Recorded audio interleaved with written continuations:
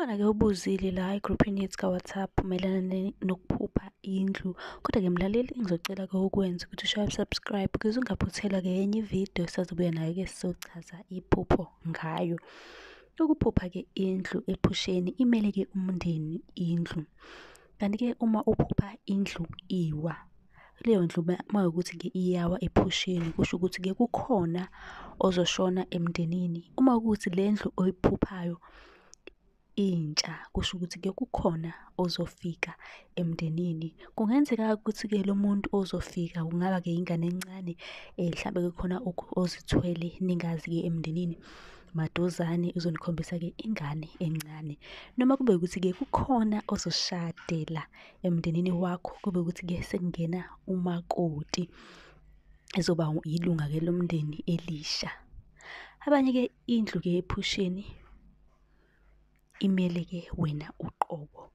Kuyenzeka ukuthi indlu-ke uma uyiphupha kwesinye isikhathi imele wena uqobo, phinde-ke imele umndeni wakho. Ngiyacabanga-ke mlaleli ukuthi sizwile-ke sonke ukuthi-ke ukuphupha indlu noma izindlu noma umuzi, into-ke enendlu phakathi siphendulekile cause baningi abantu bebuza ngendlu kodwa bebuza ngezindlela ezingafani. Uma ukuthi-ke khona la ongazwanga khona, ungabuza-ke la kwi-comment section, noma unombuzo-ke wephupho ungabuza bese-ke sibuya nevidiyo yakho sikuchazele ukuthi lelo phupho lisho ukuthini.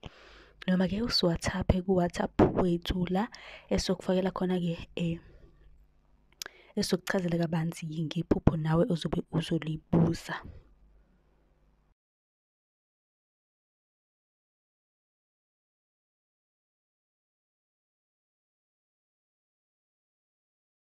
Khona-ke bebuza ukuthi-ke ukuphupha ubukela i-TV ngabe-ke kuchaza ukuthini? Ukuphupha-ke ubukela i-TV akuchazi into eyodwa, kuchaza-ke izimo ey'ningi ey'hlukahlukene. Kuya ngokuthi-ke kahle kahle liyisibonakaliso, kuya ngokuthi-ke empilweni yakho ngaba-ke kuhamba kanjani. Ake sithi-ke uphupha nje ubuka i-TV noma ake ngithi umabonakude, mhlawumbe kudlala ibhola, imidlalo-ke noma imidlalo o-generation kanje. Kuyenzeka ukuthi-ke leso score esenzekayo lapho usibona emdlalweni kube ukuthi esangempela sizokwenzeka. Uma ukuthi-ke umuntu-ke uthandayo ukubheja noma ngithi ukugembula, lokho abakwenza ngebhola, usungakwenza-ke nawe lokho ngoba engathi ukuthi-ke inhlanhla ikhona-ke lapho. Leli phupho liyisibonakaliso. Abanye-ke bayawuphupha umdlalo we-TV, isiko uvele nje uwenze-ke kwangempela nge-match elandelayo. Kwesinye isikhathi-ke uma uphupha ubuka i-TV noma bebukela i-TV, kuyisibonakaliso-ke lokhu, usuke ubona impilo yakho ngesinye-ke isikhathi ukubuka into-ke kwi-TV noma ifilimu. Leyo nto kusuke kuyinto eyenzeka empilweni yakho okwangempela. Kusho ukuthi-ke abadala bayakubonisa. Kahle kahle leli phupho liyisibonakaliso. Mlaleli-ke uma ukuthi bungakawushayi subscribe, sicela ushaye subscribe bese kuba ukuthi-ke uyabuza la ongazwanga khona la kwi-comment section, uphinde ucele-ke nabanye be-subscribe-ke ukuze sizolandela size-ke nevidiyo elandelayo yephupho elibuzwe ngomunye umuntu. Nisale kahle.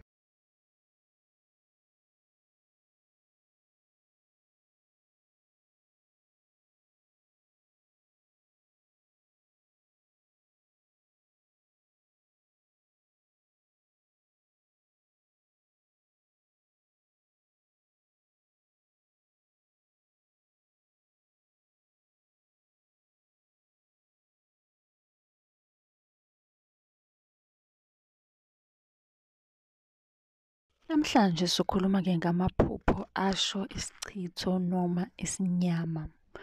Kodwa-ke okokuqala bengicela usubscribe uma ungaka-subscribe ukuze-ke ungaphuthelwa mhla sengibuya nevidiyo elandelayo enizoyibuza kwi-comment section.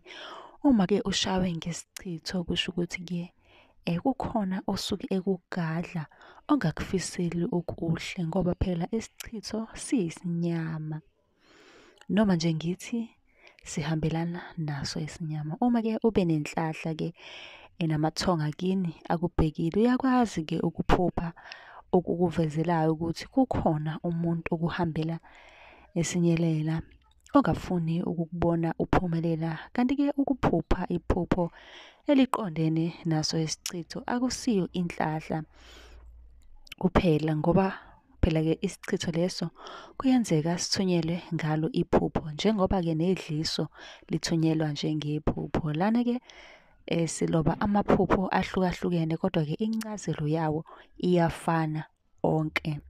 Achaza khona ukuthi kukhona umuntu okuthumela ngaso isichitho. Ukuphupha usesikhathini, lelo phupho lisho isichitho.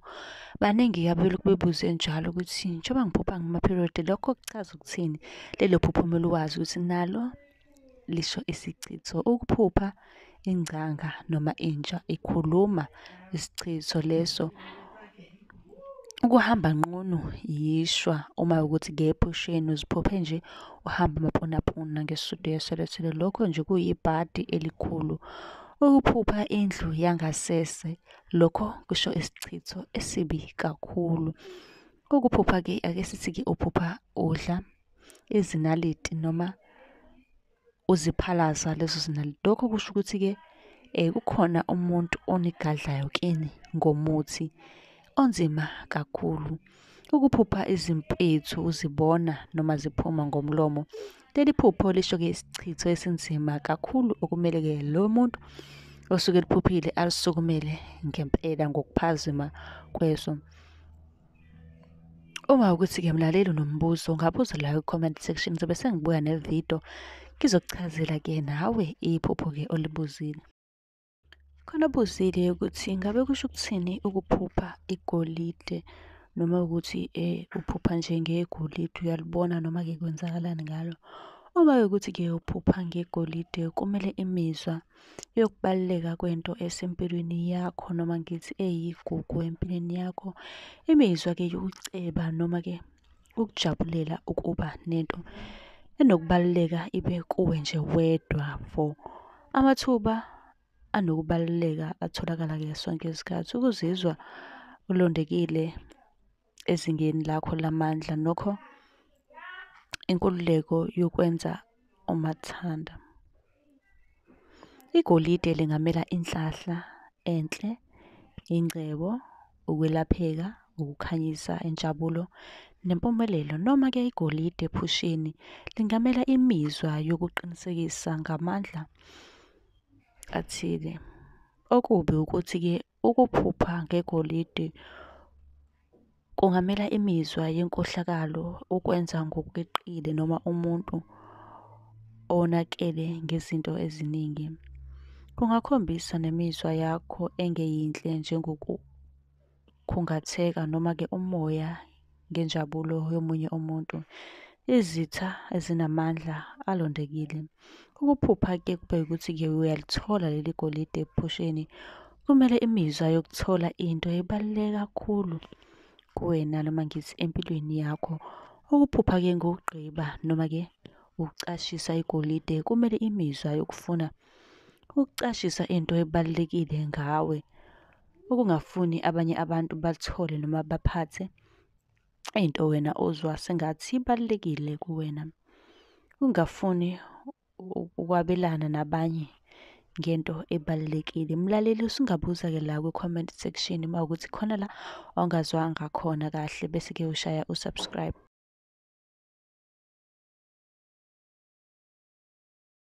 Khona-ke wabuza-ke ukuthi-ke ngabe kusho ukuthini ukuphupha ngokuwasha nje, ube ukuthi uyawasha, kodwa bebaningi bebuza-ke ngey'ndlela ezingafani. So ngizochaza-ke nami iphupho-ke lokuphupha uwasha, ngichaze-ke ngey'ndlela ey'ningi ey'hlukahlukene. Mlaleli, kodwa-ke ongakakwenzi ukuthi-ke usubscribe la, uma ukuthi bungaka-subscribe kuzongijabulisa kakhulu-ke lokho. Ucela nabaseduze kwakho besubscribe. Amaphupho ngokuwasha, ake sithi nje uwasha izingubo. Uma ukuthi-ke uphupha uwasha izingubo, lokho kusho ukuthi qaphela, kungenzeka ulahlekelwe yinto ebalulekile kuwena nje maduzane. Ukusho ukuthi khona into okumele uyiqaphele, ngoba kungenzeka ulahlekelwe yinto ebalulekile kuwena. Ake ngiphinde ngiqhubeke-ke sela ekuphupheni-ke uwasha. Amanzi-ke kwesinye isikhathi uma uwaphuphile uwasha, kuyenzeka kube ukuthi-ke udingeka-ke kumele uwenze inhlambuluko, ugeze. Uma-ke uphupha uwasha kodwa bese kuvela-ke abantu abathile ephusheni lakho, kumele-ke nenze inhlambuluko, inkulumo yokuxolisana njengokuthi nje mhlampe ngikhona abantu-ke eningasazwani nabo noma ekhaya-ke nokulwa, kusho ukuthi kumele nenze-ke inkonzo yokuxolelane. Uma ukuthi-ke waphethe ngesigubhu-ke lamanzi noma ngebhakede, kusho-ke ukuzwana, ukunakekela inhlahla yakho futhi lokho. Kusho ukuthi-ke khona inhlahla ezayo. Asike sithi-ke la manzi uyawaphupha echitheke, ebhakedeni mhlawumbe ayachitheka. Lokho kusho ukushabalala kwenhlahla yakho. Uma ukuthi-ke uyageza nje ngawo lawo manzi aklini, kusho ukuthi-ke kumele ugeze ithunzi lomuntu wakini. Ngicabanga ukuthi-ke konke lokho siya-understanda. Asike sithi-ke uphupha, uyawaphuza noma-ke niyawaphuza. Kusho ukuthi-ke ukoma kwedlozi lakho, ngoba uma uzophupha uphuza utshwala, lokho kusho ukuthi-ke kusho enye into. Ukuphupha-ke eclean ngena endlini, ithonga lakho lisuke lihlambulula imimoya emibi-ke lapho ekhaya. Ngiyacabanga-ke mlaleli ukuthi-ke ukuzwe konke la ubunembuzo khona. Uma ukuthi khona la ungazwanga kahle khona noma unombuzo, ungabuza nje la ku-comment section. Zobe sengibuya-ke nenye ividiyo yempendulo. Nisale kahle, ningakhohlwa ukusubscribe. Khona ababuzile amaphupho amaningi ahlukahlukene. Ngizozama nje ukuthi-ke ngiwachaze, ngiwahlanganise. Nanka-ke amaphupho nezincazelo zakhona. Kodwa-ke mlaleli ongakwenza-ke ukuthi uqale ushaye usubscribe ukuze ungaphuthela mhla sengibuya nenye ividiyo. Ake ngiqale nje ngichaze ukuthi ukuphupha inkosazane kusho ukuthini. Sonke-ke siyayazi inkosazane, lelo phupho-ke lisuke lisho inhlahla enkulu. Kusho ukuthi khona inhlahla nje uzomele ulindele ezayo nje empilweni yakho. Kanti-ke uma ukuthi-ke uphupha i-albino, nalokho futhi kubika-ke inhlahla. Ukuphupha-ke uthenga esitolo, lokho kusho ukuthi kunento enhle ezayo empilweni yakho. Kusho ukuthi kumele nje ulindele into enhle ezayo empilweni yakho. Ukuphupha-ke ukhuluma nefoni, usuke uxhumana-ke nesithunywa sakho. Bayaningi ababuzile bebuza ngefoni. Lelo phupho lisho ukuthi-ke ukuxhumana nabadala. Ukuphupha udla umoba, inhlahla-ke leyo nje, kucacile-ke lokho. Baningi abebuza nalo phupho. Ukuphupha ufishi, nalokho futhi-ke kuyinhlahla. Ukuphupha umnenke, siyazi umnenke ukuthi isilwane nje sihamba kancane sikigobolondo. Lelo phupho-ke lisho nje isichitho esibi kakhulu. Kusho ukuthi-ke kumele uye kumelaphi eyokukhipha leso sichitho. Uma uphupha nje umnenke, kusuke iphupho nje elingekho lihle. Kunomuntu-ke okushaya ngesichitho. Ukuphupha-ke isanqotho, inhlupheko-ke leyo. Ukuphupha udla, baningi-ke abanenkinga yokuphupha bedla. Omunye-ke ethi yazi kumnandi-ke ukudla ephusheni. Lelo phupho-ke libika idliso elinzima nje kakhulu. Kungenzeka ukuthi khona-ke umuntu ozama ukukudlisa noma uyakudlisa, udliswe yisilwane, ukudlisa nje ephusheni, ukudliswa ngephupho. Bese kuthi-ke ukuphupha unikwa ingane encane, kusuke kuyisilwane-ke leso, leyo ngane iyisilwane. Kodwa-ke kuyahluka nje lokho. Khona ividiyo engichazile-ke ngikhuluma ngengane, ngachaza ngendlela ezihlukene kaningi. Ungaqhubeka uscroll uzobona nje amanye amavidiyo la ngikhuluma khona ngosana, ukuthi-ke la ngihlanganisa lokhu okubuzwe ngabantu kuma-comment. Ukuphupha-ke ugcobe ibomvu, intwaso-ke leyo yakho.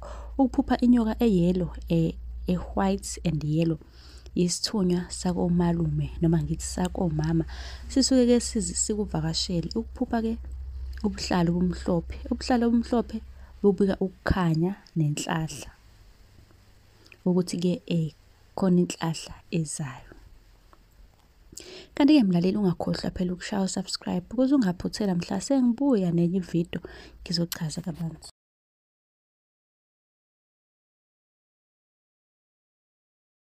Nginibingelele, nginamukele la sichaza khona amaphupho. Khona-ke ubuzile namhlanje ukuthi-ke ngabe kuchaza ukuthini ukuphupha inkomo. Kodwa-ke abanemibuzo bengicela bethathe inamba le ekwi-bio beyibhalele ku-WhatsApp, bebuze-ke amaphupho kuyona abafisa ukuyibuza. Bese kuthi-ke amanye amavidiyo alapha ku-YouTube uzosesha nje ukuthi sichaza amaphupho. Ngiyenzela phela ukuthi ungabuzi-ke into eseke ngayichaza. Ake singene-ke kule yokuchaza-ke ukuphupha ngenkomo. Ubhuti ucommentile wabuza ukuthi engabe kuchaza ukuthini-ke ukuphupha ngenkomo, noma ngasabeki kahle kodwa-ke ubebuza mayelana nenkomo.